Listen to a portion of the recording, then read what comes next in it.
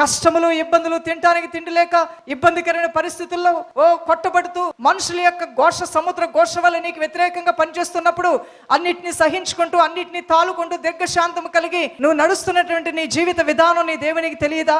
నువ్వు దేవునిలో భయభక్తులు కలిగి రాత్రి సమయంలో నువ్వు కన్నీరు కాచి నువ్వు చేసిన ప్రార్థన నీ దేవుడు చూడలేదా? నీ దేవుడిని ప్రేమించి నీ జీవితాన్ని క్రమపరుచుకుంటూ ఆయన క్రమంలో నువ్వు వెళ్తున్నటువంటి నీ బ్రతుకు బాట నీ దేవుడికి మరుగై ఉంది అనుకుంటున్నావా? లేదమ్మా. తెరచిన పుస్తకం వల్లే ప్రతి మానవుడి యొక్క జీవితాన్ని దేవుడు చూస్తూ ఉన్నాడు.